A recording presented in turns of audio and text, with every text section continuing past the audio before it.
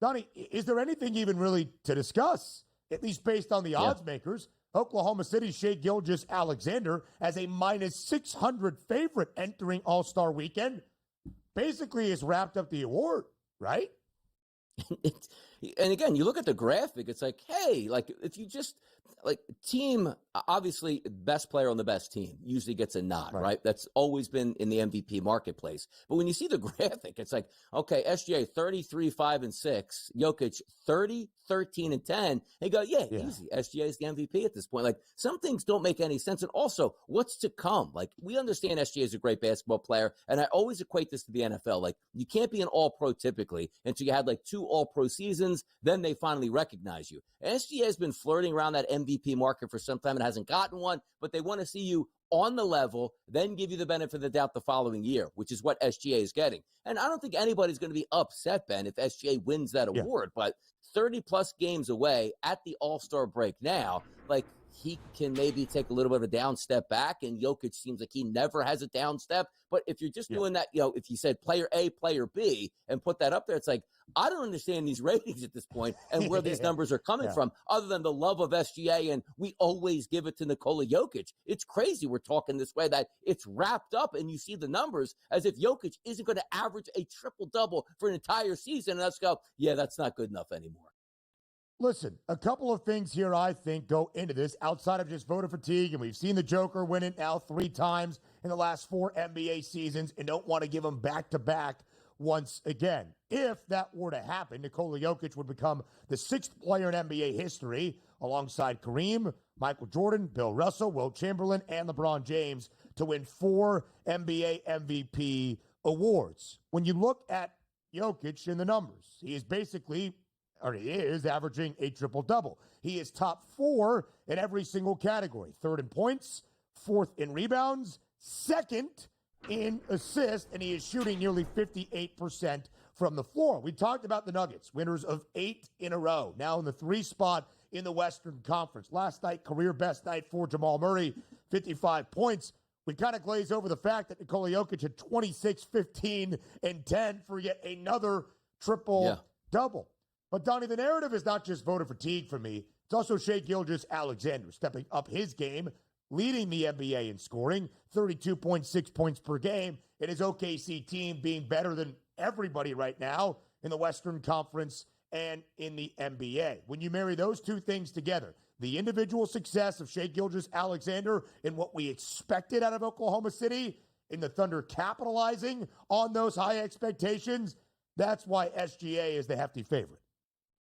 Of course it is. Yes. And also, we like the new shiny toy out here. Jokic gets it enough. It's not that big of a deal. If it's close, we give the tie to somebody else. Almost like in the Joel Embiid markets here in the MVP. On the cusp for a couple years. Oh, we always give it to the other guy. Now, if it's somewhat even, we can give it to the other person. That's what always happens. That's just a human mentality, specifically in the voting process. And what Ben and I aren't seeing, he's sitting here saying, like, this is ridiculous.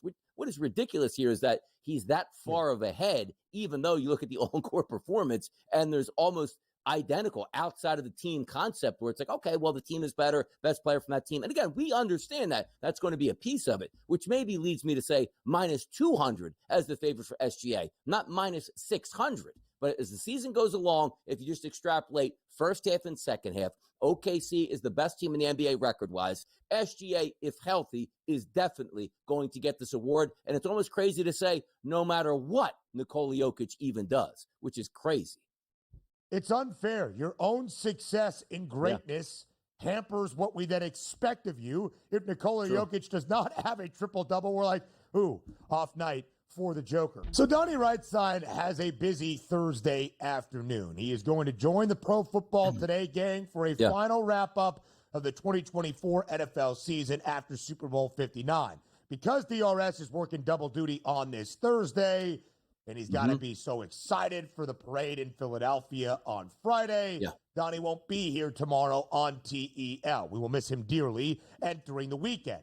But this weekend is a big one in sports once again. It's All-Star Weekend around the NBA. Today is the final day of action. 5 games around the association. We'll preview, break down, and give some picks for a little bit later on. But then tomorrow begins All-Star Weekend. So now we need Donnie's pick 6 for All-Star Weekend because DRS, even if you're not going to be here tomorrow, we still need your thoughts on what we're going to see in San Francisco over the coming days. Exactly. Like it's All-Star weekend. It's not All-Star game day, right? You got Friday night, you got Saturday night, you got Sunday night, you got a whole week to digest that. And also coming off of typically back in the day, like if this was the same weekend, you have the NFL Pro Bowl, but they do the Pro Bowl games before that now. So it does feel like it's college basketball Saturday, but also mixed in with NBA all weekend long, because what else you doing with your time this weekend? I know it's Valentine's Day. That's Friday night, man. Come on, get that out of the way. Saturday, Sunday, big dealings around here. Yeah, absolutely so. So you get through with the love, and then you look through at some love for the NBA All-Star Weekend. All right, Donnie, here are the pick six options that we will break down. And we also kind of need to explain the format of the renewed structure of All-Star Weekend and that All-Star game. So we're going to give an All-Star game winner. Now there are 4 teams, right? We'll talk about that in just a moment. All-Star game MVP, who wins the dunk contest, who wins the three-point contest, which team wins the skills competition, and who wins the Rising Stars games earlier in the weekend as well. All-Star game format, DRS. Different this time around. 4 teams that play games first to 40. In the semifinals, it will be Charles Barkley's Global Stars, Chuck's Global Stars, versus Kenny Smith's Young Stars, Shaquille O'Neal's OGs versus Candace Parker's Rising Stars. The winners of those games play in the championship game on All-Star Sunday night. The semifinal games, again, first to 40 points. The championship tilt on All-Star Sunday night, first to 25. Let's start with the format, DRS. You in favor of it? You like the change? You think it incentivizes more? Or have we just lost the plot at this point? No, we lost the plot at this point, but I'm kind of intrigued here. Like Chuck's Global Stars, does that mean that the players aren't from like the United States? Like, what is that? Is there any? Am I reading into this wrong at this point? Hold on a second. But I do see players that like Donovan Mitchell and Trae Young. I guess they would be homegrown U.S. stars. Yeah, Cat's from Jersey. Trae Young, I think, is from Oklahoma. Donovan Mitchell's from New York. Okay. Because then I was saying like Shaq's OGs, meaning like you got to be old, and I guess Brown and Tatum are old. Is that what it is? Shaq's OGs. All right, we're just going to list off the names real quick so we can try to find our way through this. Chuck's Global Stars. Shai Gilgeous-Alexander, Canadian. Okay. Nikola Jokic, Serbia. Good. Donovan Mitchell from the United States. Alperen Şengün from Turkey. Fine. Pascal Siakam. I don't exactly remember, but we can look it up. Karl Anthony Towns, Victor Wembanyama from France, Trae Young from America as well. So 3 Americans with the Global Stars on this team. Oh, I feel good about my pick already. All right, Shaq's OGs. Jaylen Brown, Stephen Curry, Kevin Durant, James Harden, Kyrie Irving, LeBron James, Damian Lillard, Jason Tatum. Not really old. I mean, in fairness, Brown and Tatum have been in the league for, I think, at least 7 years. So, okay. Kenny's Young Stars. Jalen Brunson, who I think is probably older than Jason Tatum. Is that Carmelo Anthony? I see too. I mean, what are we doing here? Cade Cunningham, fine. Anthony Edwards, good. Darius Garland, cool. Tyler Hero, check. Jaren Jackson Jr., okay. Evan Mobley and Jalen Williams. Let me change the name of that team. For most of that, Let me change the name of that team. Kenny's Wax Stars. How about that? That's Yeah, they're not. And then Candace Parker will take over the Rising Stars. Whoever wins the Rising Stars competition, I believe on Friday. Yeah, it's too much math. All right, so that's the format. Again, we're confused. You're confused. We'll try to make sense of it all. More and more. So let's get to the All-Star pick, DRS. We'll dive into the pick six here. Who do you think wins the quartet of the All-Star game, ultimately being crowned a champion in San Francisco on Sunday evening? Yeah, like, see, the way I entered into it was with the correct mind frame. It's like it's All-Star Weekend. It's an exhibition. So I wanted to say, you know what? My favorite analyst here is Chuck. So I was picking Chuck blind because I trusted Chuck to put together the best team. And now that I see the teams here, Ben, Team Chuck is the best team here. SGA and Jokic, Now, granted, is there going to be animosity? Are they going to hold the basketball from each other? That's one thing we don't know at this point. But if it looks like it's going to go down as I have everything I need to win this thing, come on. Chuck's global stars, I should say. Absolutely love it at plus 190 now. The global, yes. I mean, Globe Gym. I don't know how you pick against that. I mean, Nikola Jokic is not a fan of NBA All-Star games, but this different format. That is true. Slightly different, though. You're playing first to 40. It's not going to be 240 to 220. Yeah. I think Jokic would buy into that. I don't think it's necessarily international or national pride, but I think you'll have Nikola Jokic be more into it. You got Shai Gilgeous-Alexander. You've got Victor Wembanyama, and you've got some of the best from America. I guess global is the entire globe. It's not international like we normally think of as foreign. You are using the globe that features the United States of America. By the way, Team Chuck in their opening game, DRS, 4.5 point favorite against Team Kenny. The over-under 74. Not to call out our producer, Joe Frieso, but I think he made a small mistake. I think all 3 games of the mini tournament, semifinals, and even the championship game is first to 40. Championship game, I think I said, was first to 25. I think all 3 games are first to 40. We'll continue with Donnie's All-Star Weekend Pick 6. I like where this is going. Now we're having fun on the other side of the break on TEL. We continue with DRS's All-Star Weekend Pick 6. We'll do more of this tomorrow, of course, as we are officially in All-Star Weekend. One final day before the All-Star break in the NBA. Donnie will not be with us tomorrow. Busy day helping out the PFT gang. Wrap up the NFL season this upcoming afternoon. Again, we have broken down the All-Star game format. It is a 3-game mini tournament where all TNT and Turner Sports personalities will have a team. Chuck has his global superstars, a lot of international flair, even with some Americans. Kenny has his young stars, even with some wily vets. Shaq has his OGs. We'll give him that. And Candace Parker will take on the Rising Stars, whichever team wins Friday night's Rising Stars competition. DRS, just a reminder, to start the Pick 6, the team that you expect to win the All-Star game, to be the champion after all 3 bouts is who? Team Chuck, sight unseen. I trusted Chuck. I like his knowledge. I like the basketball team I have. And we are going to get to All-Star Game MVP, which is a perfect correlation without even knowing the correlation, Ben, coming up here. I'm hitting on all cylinders today on a Thursday. You didn't even know. You went in barely understanding the format, and they were giving out winners. By the way, Team Chuck is a 4.5 point favorite in their semifinal matchup against Team Kenny. All 3 games, first to 40 points. Team Shaq is the favorite to win the All-Star game with the OGs. Guys like LeBron and Steph and Kyrie Irving at plus 125. 6.5 point favorite against the Rising Stars team, coached by Candace Parker. That seems to be like slightly unfair. You've got the Rising Stars playing in a tournament as well on Friday.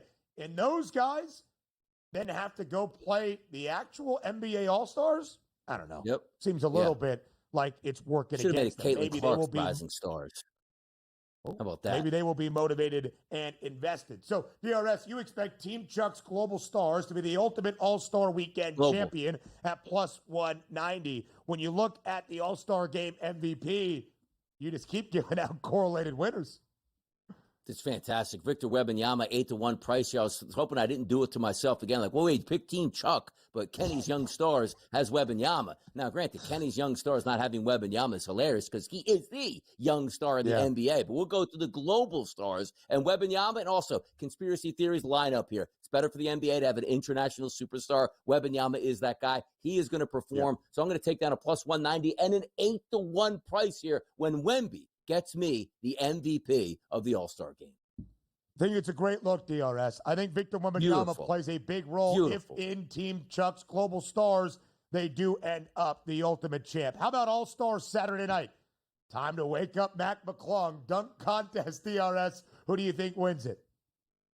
By the way, just a little food for thought. Back on Monday night, opening night at the Super Bowl, I wasn't able to get a question in on Cooper DeJean, but my question was going to be you or Mac McClung winning head-to-head in a dunk competition. But, I mean, the guy's like a global superstar himself right now with Cooper DeJean. Couldn't get near him. So for me, it is Mac McClung. He has one mission at the All-Star game, and he's done very well with that. If you want to be relevant in the NBA where they're forced to keep you even on a G League team, you better get out there and win the dunk competition, and he's going to do it again. Mac McClung. And by the way, I went to the FanDuel Sportsbook this morning to try to find some odds. Yeah. Why don't we have any odds on the dunk competition? Are they closing us out? What is this?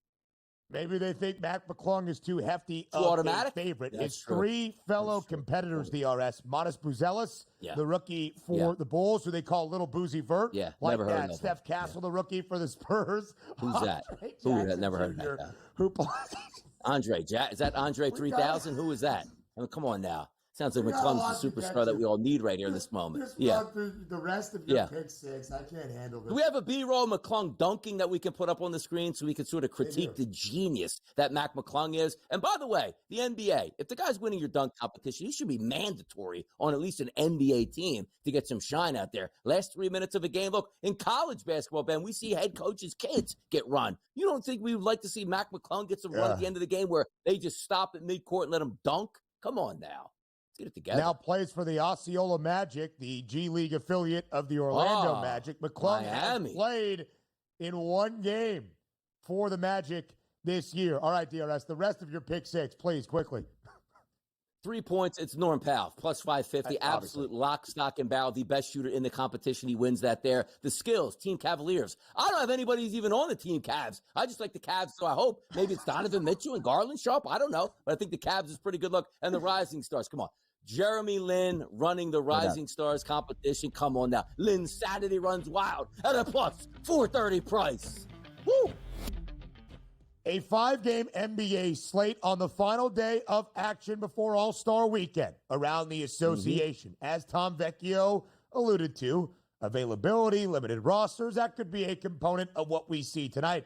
But you would almost think optimistically, DRS, the guys have a break. Even if they're playing during All-Star Weekend, they should be out there for a final regular season game that should have importance and significance. And you want to end the quote-unquote first half of the season, although we are well past the midway point of this NBA regular season. You want to end it entering All-Star Weekend on a high note. Let's make sure we see the best and brightest on one final day of NBA regular season action before the All-Star break. I agree, but you know what does make it tough? Like, everybody played last night, so therefore everybody who's playing tonight did play last night. So it's one of those things in the NBA that they say, yes, we do have some time off, but at the same time, we just don't want to get our players injured before the All-Star break, as if just playing a back-to-back night does injuries. That's what the NBA kind of thinks at this point now. So it does make it a little bit more tricky, and Tom is right. Late in the day, you're probably going to see some of these massive shifts. Like, wait a second, who's actually playing in this ball game? So buyer beware in the morning today for sure. DRS, very fair to point out. Our first game tips tonight in New Orleans at 8 p.m. Eastern time. We are 10 hours away, a little bit less than that. 9.5 hours away or so from the start of that. Everything that Donnie and I might say in the next 5 minutes could be very different in the next 9.5 hours. So buyer beware for sure. Let's start with a really good one, though, in Minneapolis, at least on paper. And yet the Thunder, 8-point road favorite in the Twin Cities against the T-Wolves. Over-under 222. OKC hoping to enter the All-Star break with a 45-9 record. If that is the case, Donnie, the Thunder would be the only team around the association with fewer than 10 losses at the All-Star break. Yes, and also understand this, like some of the angles that you want to play, if there is an advantage on back-to-backs would be looking at this game overall and saying to yourself, all right, OKC played last night, now on the road, new city here. Minnesota did play last night and lost by 2 points, but where were they at, Ben? On their home court. No getting on a plane, staying in your own, bed at that point, coming back to the same arena, no travel. This line was as high as 8.5 at some outlets, including the FanDuel Sportsbook earlier today. You see the graphic posted at 8. It's actually at 8 now. Some other outlets, Ben, now have dropped that to 7.5.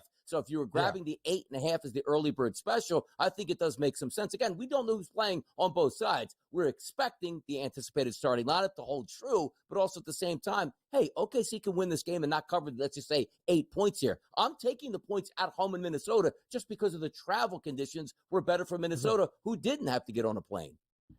Donnie, there was a weird number for the T-Wolves earlier this week, catching 9.5, but on the road against the Cavaliers. It almost was like an indication that Anthony Edwards wasn't playing. He did. They got off to a terrible start offensively and lost by 20-plus. Anthony Edwards projected in the starting lineup tonight has a points prop associated, and Minnesota probably trying to get a bad taste out of their mouth, losing on their home floor last night to the Bucks as nearly a double-digit favorite, as Milwaukee did not have Giannis nor Dame. I think this game probably stays within margin, but OKC, a really good cover team this year, of course, 31-17-4 against the spread as a favored side. Minnesota, good underdog team as well, 7-4-1 against the number. Golden State, for the first time in 3 games with Jimmy Butler in the lineup, loses on the road last night in Dallas outright as a 6.5-point favorite. Kyrie Irving goes off for 24 points. The Dubs stay on the road in the state of Texas, second leg of a back-to-back entering All-Star Weekend. 6-point spread now in favor of Houston. Total of 218.5. What do you like tonight in H-Town? Look at the overhead line, -1.5 towards the Houston Rockets. Now you're seeing the FanDuel Sportsbook posting that 6.5, now down to 6 at this point. Most other outlets between 6.5 and 6 is also the total. 220.5 dropping now down to live at 218.5. Same numbers I'm using, or should I say same situation. OKC and Minnesota. Home team was at home last night playing a team that's traveling. You're going to get the same thing with the Warriors. Now, I understand it was the same state, but still, getting on a plane, new hotel room, new arena you're playing in. Houston at home last night, at home again. I think they can win this game by margin. I'll lay the -6 here with the Houston Rockets tonight. Steph Curry and Jimmy Butler both have a points prop out as of right now. 19.5 for Butler, 25 in a hook for Stephen Curry. Jimmy Butler has scored at least 20 in all 3 games as a Golden State Warrior. The Rockets won last night at home only by 8 against the Suns because KD had 37. Phoenix did cover despite losing as a 9.5-point dog. Houston 18-18 against the spread this year. Even 50% cover percentage as the favored side. Now we stay in the Lone Star State and go to Dallas. Big victory for the Mavericks, trying to ride some momentum into the All-Star break in what has been a wild 2 weeks for the Mavs, but they're a slight home dog tonight now, DRS, getting a 1.5 plus 102 on the money line against the Miami Heat. Yeah, if you're staying again in that realm of an environment, where did Dallas play last night? Dallas was at home, picked up the victory. Now they take on the Miami Heat. -1.5 is the opening number. Current line sitting at -1.5. I'm still going to stick with the Dallas Mavericks, but it's a little bit tougher. Like, they're down a couple guys. Irving was so good last night. Is this one of those games where at the last minute they go, hey, you know what? Take the night off? Because if you're taking the Dallas Mavericks without Kyrie Irving in that lineup tonight, along with many others, I don't know if you can do that here. But just based on what we anticipate the starting lineup to be, I'll go Dallas at home once again tonight.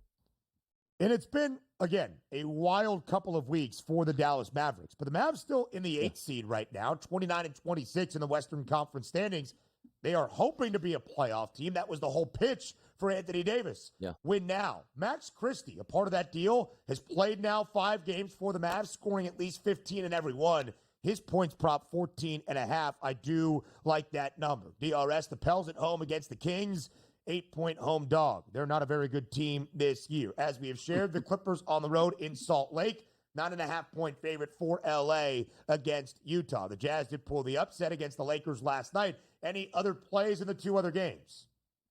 Yeah, no, and again, if you're still sticking with the same thing, even though it's like a hold your nose with the Pelicans, it's not a great scenario. They're getting 8 points, but again, Alvarado, McCollum, Murphy, Matkovic, and Misi in the starting lineup tonight against a full-gas Kings team. But another one of those that really matches up too, Clippers on the road against the Jazz. The Jazz played well at home against the Lakers. It's elevation. And what do we think? James Harden is sitting back here tonight like, you know what? I'm going to go full gas tonight. He's already ready to pop bottles. Come on.